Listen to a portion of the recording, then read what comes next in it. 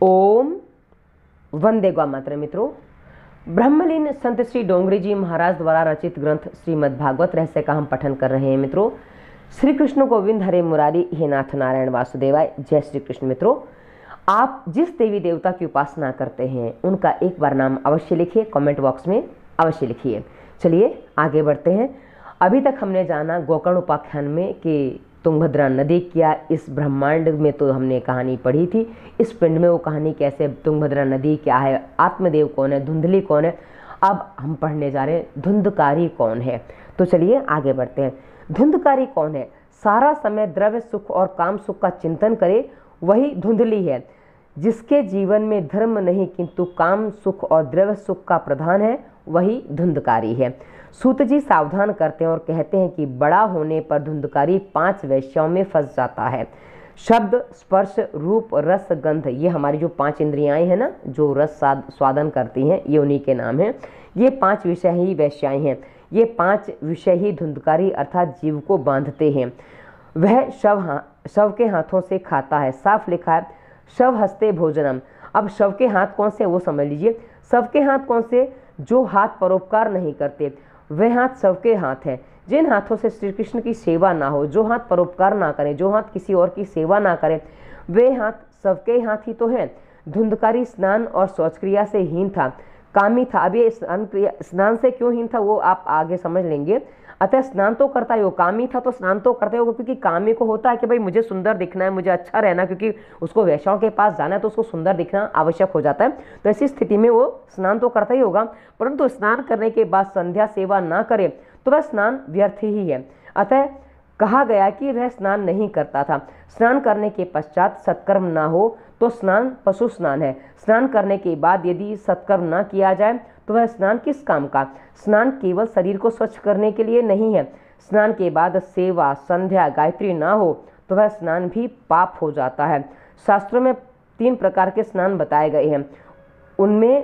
उसमें ऋषि स्नान श्रेष्ठ है। उषा काल में 4 से 5 बजे के में जो होता है वह किया जाए तो वह ऋषि स्नान है।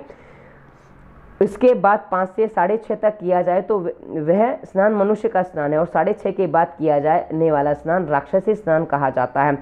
और आजकल हम देखते हैं कि लोग 9, 10, 12 बजे तो सो कर उठते हैं, तो भाई अब वो कौन सा स्नान है, उसकी तो कोई श्रेणी ही नहीं है।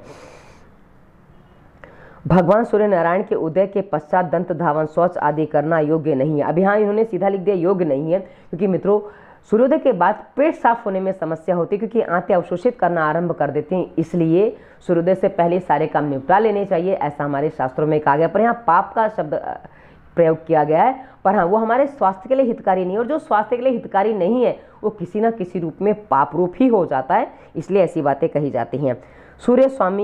सूर्य बुद्धि के स्वामी देव हैं, उनकी संध्या करने से बुद्धि सतेज होती है।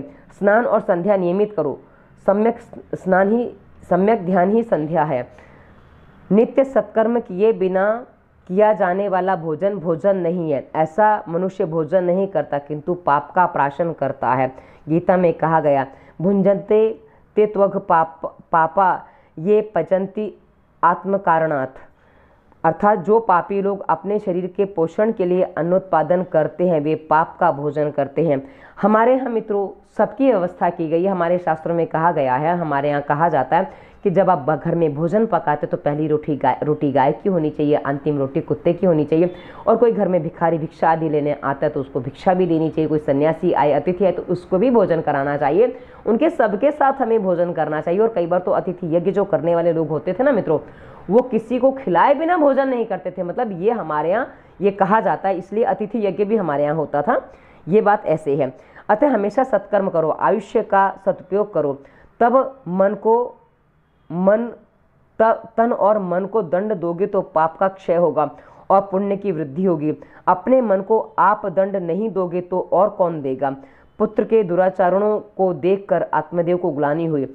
अब आपको बता दूं, यहाँ जो कहा गया ना कि अब मन को आप दंड नहीं दोगे तो कौन देगा। आजकल तो हम कहते हैं अरे मेरा मन नहीं मान रहा था, मेरे मन ने कहा वो मैंने कर लिया। अब मन जो कहता है वो उसके लिए एक मारवाड़ी में भजन है, मनड़ा थारे मते चलूं तो सीधो नरक ले जावे, अरे मन मारा तने काई विधि समझाऊं। यानी कि मन तेरे अनुसार चलूं तो तू सीधा मुझे नरक में ले जाएगा, तुझे मैं कैसे समझाऊं। तो ये वाली बात आ जाती है। तो चलिए आगे बढ़ते हैं। पुत्र के दुराचरणों को देखकर आत्मदेव को ग्लानि हुई। उसने सोचा कि वह पुत्रहीन ही रहता तो अच्छा होता। अब उस समय सन्यासी को कितना सब बताया था कि पुत्र विष्टा भी करे, मतलब गंदी भी करे गोद तो भी अच्छा लगता है। अब समझ में आ रहा है कि पुत्र नहीं होता तो अच्छा होता। धुंधकारी ने सारी संपत्ति का व्यय कर दिया। अब उसको था ना कमाने खाने वाला कोई नहीं मेरे पीछे, तो अब उसने सारा ही खर्च कर दिया। अब तो माता पिता को भी पीटने लगा। पिता के दुख को देखकर गोकर्ण पिता के पास आया। गोकर्ण पिता को वैराग्य का उपदेश देता है। गोकर्ण वही है जो गाय को फल खिला दिया था, उससे जो पुत्र उत्पन्न होता है, उसके हाथ पर कान उसके गाय जैसे होते हैं, उसके शरीर जो है वो मनुष्य जैसा होता है, इसलिए उसका नाम गोकर्ण रखा गया था। यह संसार असार है और दुख रूप तथा मोह से बांधने वाला है। किसका पुत्र और किसका धन, संसार को बंध्यासुत की उपमा दी गई है।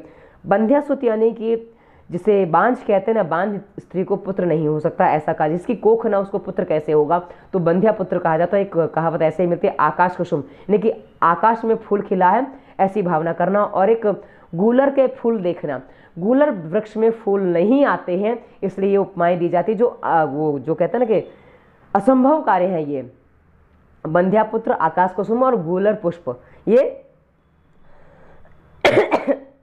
एकदम ही असंभव कार्य कहे गए हैं, इसलिए ऐसा कहा जाता है।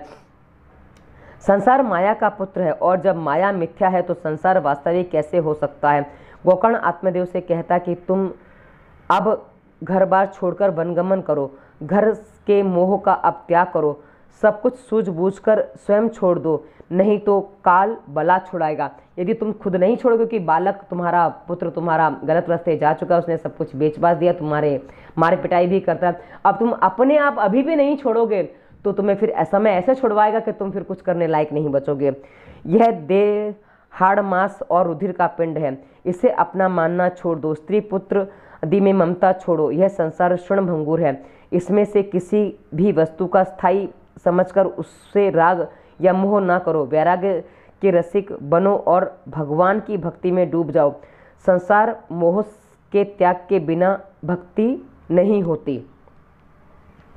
किसी भी प्रकार से मन सांसारिक विषयों में वितरागी करके प्रभु प्रेम में लगाओ। पुत्र प्रेम, देखो हम जो संसारी लोग हैं ना, शब्द भी हमारे मुंह से उल्टे ही निकलते, सामान्य शब्द उल्टे ही निकलते हैं। यहाँ लिखा है प्रभु प्रेम और मेरे मुंह से निकल रहा है पुत्र प्रेम। हम पढ़ने में कई बार इसी तरह गलती करते हैं, क्योंकि हमारी जो मानसिकता चल रही है ना, हम उसी अनुसार पढ़ लेते हैं। तो वितरागी करके प्रभु प्रेम में लगाओ। जब तक संसारासक्ति नष्ट नहीं होगी, तब तक भगवत आसक्ति सिद्ध नहीं होगी। यानी कि संसार से जो आसक्त होता है वो जब तक नष्ट नहीं होता, तब तक ईश्वर के प्रति जीव आसक्त नहीं होता। संसार के विषय में मत फंसे रहो, ठाकुर जी के चरणों में रहो। यह देह अपना नहीं है, कारण इसे हम हमेशा रख नहीं सकेंगे, तो अपना होगा ही कौन। पिताजी अब बहुत गुजर गई और थोड़ी रह गई। गंगा के किनारे जाकर ठाकुर जी की सेवा करो। मन को विक्षेप होने पर उसे कृष्ण लीला की कथा में लगा दो। भावना रखोगे तो हृदय परिवर्तन होगा। सेवा और सत्कर्म में पर दोष दर्शन विघ्न हरता है, विघ्न करता है। अब देखो विघ्न करता है, मैं पढ़ रही हूँ विघ्न हरता है, विघ्न करता है। पर दोष यानी कि औरों में दोष देखना ये विघ्न करता है, यानी कि किसी में दोष मत देखो। वो हनुमान जी वाला किस्सा बन जाओ, सबसे अच्छा काम है। इसलिए मैं 3-4 बार उस उदाहरण को बता चुकी हूँ। अतः परदोष दर्शन का त्याग करो। पिताजी अब तुम श्री भगवान का आश्रय लेकर श्री भगवानमय जीवन बिताओ। भगवानमय जीवन जीने के लिए ध्यान, जप, पाठ आदि अति आवश्यक है। अब यहाँ उत्तम पाठ के 6 अंग आगे बताए जाएंगे। उत्तम पाठ करने के 6 अंग, यानी कि आप जो भी स्वाध्याय करना चाहते हैं, पाठ करना चाहते हैं, ईश्वर स्मरण करना चाहते हैं, उसके 6 अंग कौन कौन से, उसको हम अगले अंक में देखेंगे। तो श्री कृष्ण गोविंद हरे मुरारी, हे नाथ नारायण वासुदेवाय। जय श्री कृष्ण। मित्रों कमेंट अवश्य करिए। धन्यवाद। वंदे मातरम।